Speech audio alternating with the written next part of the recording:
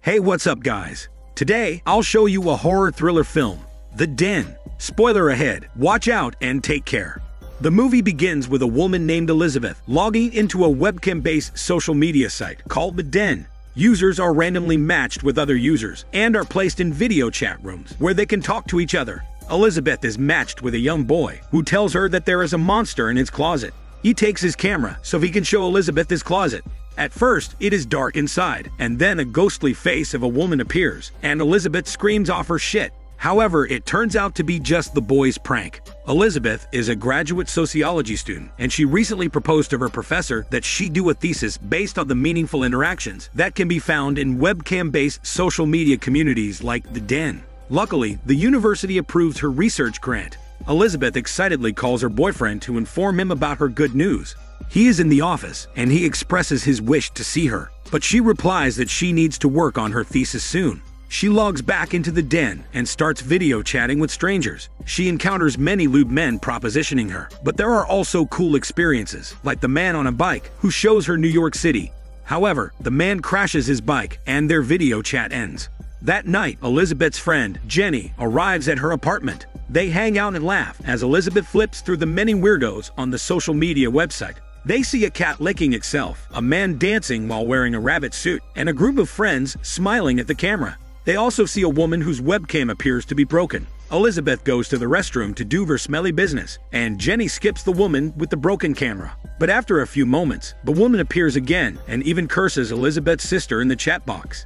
That night, Elizabeth is woken by the sounds of a woman shrieking and screaming from her computer. It turns out to be the same woman from the website, but her image disappears. The next morning, Elizabeth talks to her male friend about this strange occurrence. Since he is a tech whiz, Elizabeth jokes that maybe it's him trying to hack her.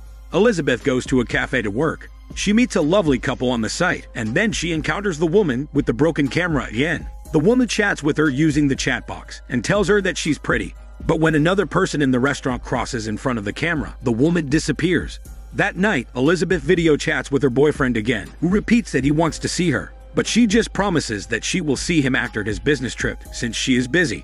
She goes to bed and is surprised by her boyfriend hours later. He takes her laptop to bed as a joke, and she turns it off before they head to a smelly workout. But Elizabeth's laptop turns on by itself and records her and her boyfriend together. The hacker in control of her laptop then sends the recording to her thesis advisor. The next morning, Elizabeth continues to video chat with people. She meets a Nigerian man who attempts to scam her. Then she matches with the broken camera woman again. The woman's messages turn threatening, and she alludes that she watched the night before when Elizabeth and her boyfriend were together. The camera suddenly turns on, and the same woman in the picture appears. She is bound and gagged in a small dark room. An unknown assailant grabs her and slits her throat with a knife. Shocked, Elizabeth calls the police. She goes to the police station to show them the video, but the police can't do anything about it. Still worried, she posts on the website and asks other users if they have interacted with the woman before. Elizabeth also calls her friend and asks him to help her track down the woman's location and what happened to her. While flipping through various users, Elizabeth comes across a group of people playing Russian roulette. A gun is passed from person to person, and they each click the trigger.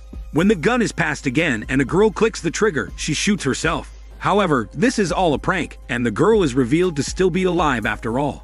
Elizabeth disconnects from the chat and calls her boyfriend. He tells her that the video of the woman she saw was probably fake as well. But Elizabeth can't shake the feeling that something sinister is happening. While her back is turned, someone abducts her boyfriend from his home.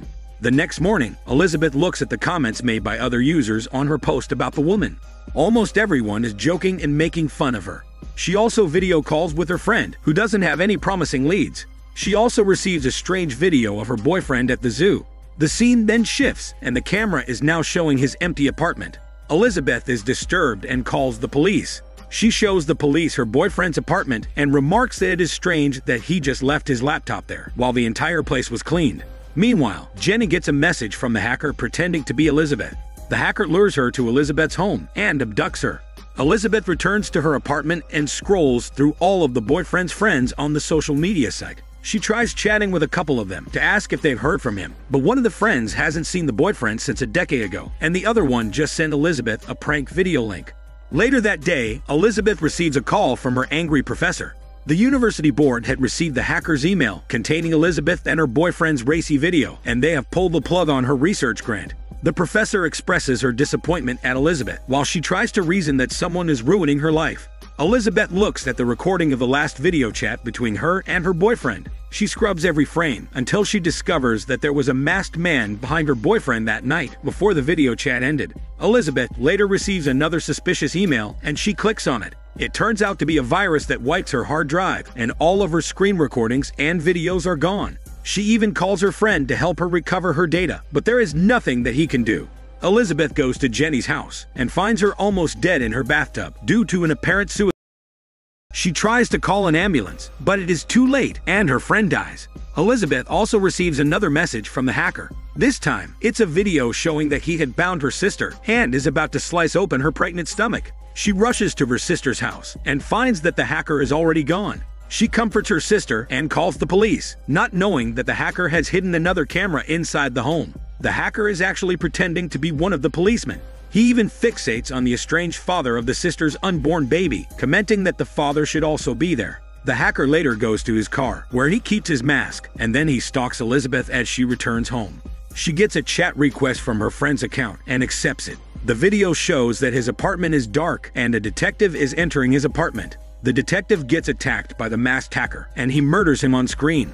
Elizabeth frantically calls for help and goes outside to alert the policeman on duty guarding her. But he turns out to be dead as well. The hacker had killed him and then chained him. A hooded figure jumps out of the closet and attacks Elizabeth, but she stabs him to death. But there is another attacker waiting for her, and he abducts Elizabeth. Elizabeth regains consciousness and discovers that she is in a dark underground complex. She is being kept captive and chained in a dark room with a GoPro strapped to her forehead. A laptop screen glows in the darkness, and she sees that her boyfriend is being kept captive in another room. Another video pops up, and it shows her friend also in another room. A mysterious figure then wraps a plastic bag around the friend's head and suffocates him to death. Then, another figure grabs the boyfriend and beats him. Afterward, he drags the boyfriend's barely breathing body away.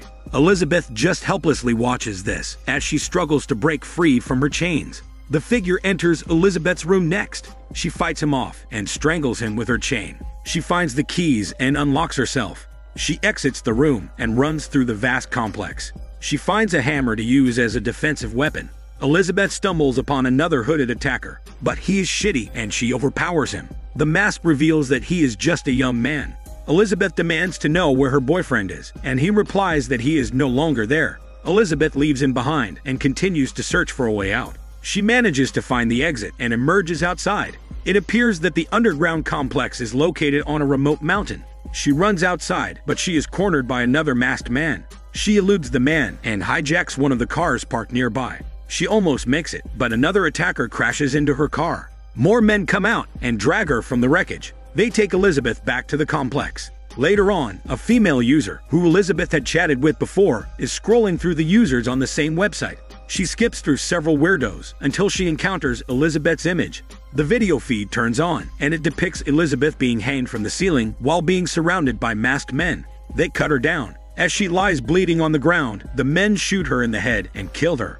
In another room, a male weirdo customer is viewing all this from another website.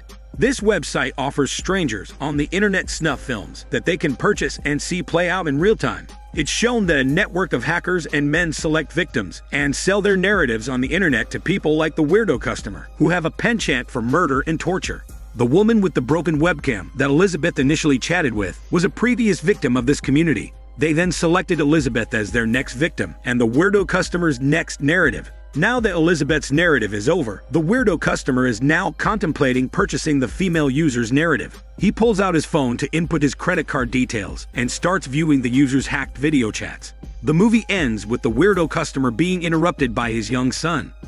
This is Daniel CC Movie Channel. Stay safe and enjoy your day.